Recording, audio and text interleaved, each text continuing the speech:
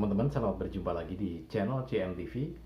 Dan kali ini saya akan berbagi satu informasi ilmu tentang bagaimana kita mempercepat ataupun memperlancar rezeki seperti yang diajarkan oleh Wali Bener kepada para santri-santrinya yang sedang maneges ya. Dan ini adalah ilmu bisnis yang tidak ada ruginya, bisnis yang selalu untung. Baik teman-teman, selamat berjumpa lagi untuk para santri, para cantrik, dan juga para santri yang sedang maneges. Mudah-mudahan informasi ini nantinya akan bisa benar-benar bermanfaat untuk Anda semua ya. Oke begini, jadi dari berbagai literatur, kemudian juga dari realitas yang ada, yang diajarkan oleh Wali Bener kepada para santrinya ketika mereka menimba ilmu itu, ada ilmu bisnis yang tidak ada ruginya. Jadi bisnis yang tidak ada ruginya atau bisnis yang selalu untung itu yang dicari orang. Nah, bisnis yang selalu untung itu adalah bisnis dengan Sang Maha Pencipta gitu ya. Nah, bagaimana sirkulasi bisnisnya itu? Oke, seperti ini. Jadi seperti yang diajarkan oleh Wali Bener kepada para santrinya, ketika kita mendapatkan rezeki, jadi ketika kita mendapatkan rezeki itu,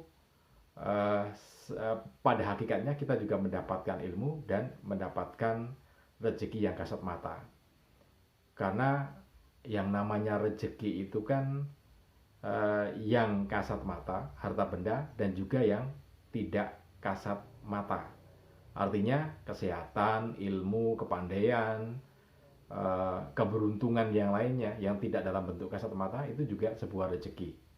Hakikatnya rezeki itu selain menerima juga memberi gitu ya. Kita menerima, katakanlah mendapatkan rezeki dalam bentuk material, uang, itu juga rezeki. Kemudian ketika kita memberikan derma kepada orang-orang yang membutuhkan, kepada sesuatu yang bermanfaat, kita berikan derma, kita mengeluarkan, itu hakikatnya juga rezeki gitu ya. Karena itu proses awalnya begini, ketika kita mendapatkan rezeki, katakanlah itu yang kasat mata, uang misalkan, atau harta benda yang lainnya. Nah, itu adalah sebuah rezeki. Kemudian dalam mendapatkan rezeki ini, itu kan ada ilmunya yang baru saja kita dapatkan gitu ya. Jadi kalau misalkan kita saja baru berdagang dengan orang yang baru kita kenal, kemudian kita mendapatkan laba, maka cara mendapatkan laba ini dengan orang yang baru kita kenal itu juga sebuah ilmu. Sehingga hakikatnya kita mensyukuri rezeki yang kasat mata, kemudian juga mensyukuri rezeki yang tidak kasat mata, yaitu ilmu tadi. Oke, itu yang pertama. Kemudian langkah berikutnya yaitu membelanjakan rezeki yang kasat mata tadi ya.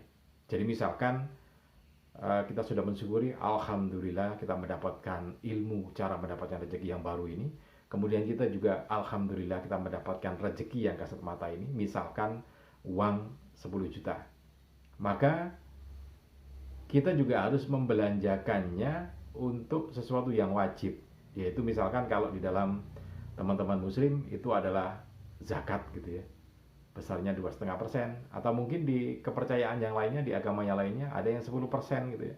Nah, kita lakukan, ambil saja 10% gitu ya, sebagai satu contoh yang sering diajarkan juga gitu ya. Jadi dapat 10 juta, maka kita wajibkan untuk zakatnya itu 10%, 1 juta gitu ya. Tujuannya apa? Sebetulnya tujuannya adalah supaya yang sisa 9 juta itu menjadi berkah buat kita gitu ya. Jadi berkah buat kita. Kemudian yang 10% kita keluarkan tadi. Toh sama juga akhirnya, itu juga rezeki gitu ya. Meskipun kita mengeluarkan itu juga rezeki. Apa rezekinya?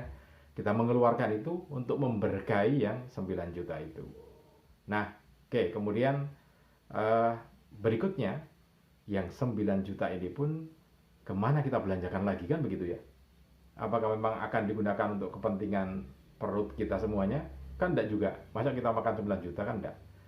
Ada kepentingan-kepentingan yang lainnya. Nah, di situ kita perlakukan seperti halnya hukum yang sudah ada. Di situ ada yang namanya amal perilaku ya, dalam bentuk sunnah, kemudian juga dalam bentuk mubah. Artinya kan ada yang wajib tadi ya, sudah kita lakukan yang wajib tadi, kemudian ada sunnah, kemudian juga ada mubah. Nah, yang sunnah ini ada sedekah, infak gitu ya, amal jariah dan segala macamnya. Tentu kita harus keluarkan juga. Katakanlah kita sedekah, infak gitu ya, amal jariah. Dari yang 9 juta tadi, kita sisihkan harus ada itu gitu. Kemudian setelah itu maka ini akan bergulir terus gitu ya. Jadi kita amalkan itu, kemudian yang berikutnya juga mubah. Mubah itu kan kepentingan kita gitu ya. Kepentingan kita misalkan menafkahi keluarga kita. Itu kan sesuatu yang mubah tetapi juga harus kita wajibkan. Kemudian kita juga membayar untuk pendidikan anak-anak kita. Itu kan juga sesuatu yang mubah tetapi harus kita lakukan. Nah, sampai di situ ilmu ini tentu saja harus dilakukan gitu ya. Dan ini adalah bagian dari memberkahi sisa harta sesudah dikurangi wajib tadi ya. Nah, sampai di sini. Ini langkah pertama, langkah kedua yang kita lakukan. Baik teman-teman, nah langkah yang berikutnya adalah ketika kita sudah melakukan langkah pertama dan kedua tadi, maka kita juga akan tetap mencari rezeki. Ya pada hakikatnya sebetulnya rezeki itu datang dengan perilaku kita, amal kita ya.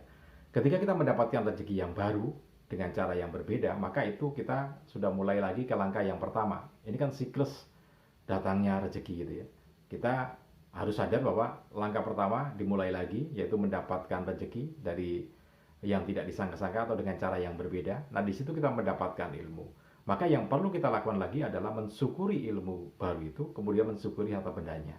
Kemudian kita lakukan hal yang sama tadi, berputar lagi gitu ya. 10% untuk wajibnya, kemudian sisanya untuk sunnah, kemudian juga untuk mubah. Nah, dari sini teman-teman, inilah satu proses bisnis yang tidak ada ruginya, tidak ada untungnya. Bagaimana gitu bisa dilihat? Oke, gini, secara logika ya. Secara logika dan juga secara nilai-nilai dari kepercayaan atau dari agama gitu ya. Ketika kita melakukan hal yang wajib tadi, sudah pasti adalah untuk memberkahi harta kita sisanya tadi ya. Kemudian ketika kita melakukan sodako, infak, kemudian yang mubah lainnya dengan cara yang benar, maka itu adalah bentuk rasa syukur kita terhadap rezeki yang kasat mata yang kita terima. Padahal kuncinya adalah barang siapa yang bersyukur, maka akan aku tambah nikmatnya. Tapi barang siapa yang kufur, maka siksaku lebih kejam, kan gitu ya, lebih pedih gitu ya. Nah, ini adalah bentuk rasa syukur, sehingga ini yang akan menjadi sebuah bisnis yang tidak ada ruginya, bisnis yang untung terus gitu ya. Jadi ketika kita mendapatkan rezeki, baik itu yang kasat mata, rezeki harta benda, kemudian bentuk syukurnya adalah kita membelanjakan dengan cara yang benar, wajibnya, kemudian sodako, sunnah tadi, kemudian mubah kan gitu. Itu bentuk rasa syukur ketika kita membelanjakan dengan cara yang benar. Kemudian mensyukuri ilmu yang sudah ada untuk mendapatkan rezeki tadi, itu juga bentuk rasa syukur, sehingga nanti akan bertambah lagi ilmu kita dan bertambah lagi harta benda kita. Nah, itu dari sisi pemahaman tentang kehidupan beragama dengan cara bersyukur tadi ya. Dan di ayat-ayat yang lainnya juga disebutkan di surat Inna a'toinakal kausar fasholli lirabbika wanhar gitu ya. Jadi berkurbanlah untuk masyarakat. Fasholli lirabbika wanhar inna sani'aka huwal abtar. Maka mereka lainnya yang iri kepadamu akan tumbang, sedangkan kamu akan berjaya. Dari berkurban untuk masyarakat. Ini kan bentuk berkurban untuk masyarakat juga gitu ya. Untuk yang membutuhkan. Nah, itu dari sisi bersyukur, bentuk syukur. Bentuk bersyukur itu kan bukan hanya sekedar ucapan. Iya, ucapan iya, tetapi perilaku. Bersyukur itu kan aktif, ada kerjaan yang kita lakukan kan gitu ya. Oke, kita lihat dari sisi ilmu pengetahuan. Di situ ada hukum tarik menarik, law of attraction gitu ya.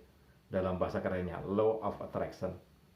Nah, tadi sempat kita bahas bahwa sebetulnya antara kita menerima dan memberi itu sama-sama rezeki gitu ya.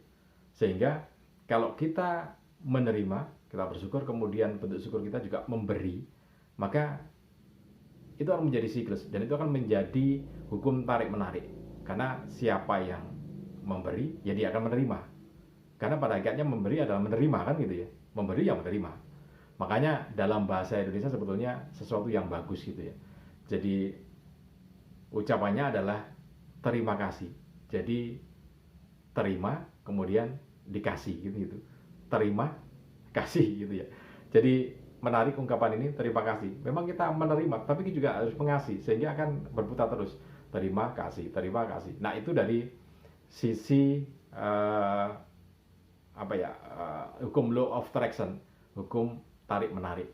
Kemudian yang berikutnya dari hukum nabur tuai, menabur menuai gitu ya. Di dalam kearifan lokal kita, barang siapa menabur dia akan menuai. Barang siapa yang menanam dia juga akan memanen gitu ya. Memberi hakikatnya adalah menanam atau menabur. Kemudian kita akan panen atau menerima. Nah, inilah satu bentuk perilaku, satu bentuk ilmu atau satu bentuk circle ya. Jadi circle sebagaimana bisnis ini tiada ruginya, tapi bisnis yang untung terus untuk bisa kita lakukan gitu ya. Oke, mudah-mudahan informasi ini bermanfaat untuk Anda. Salam dan sukses selalu untuk Anda.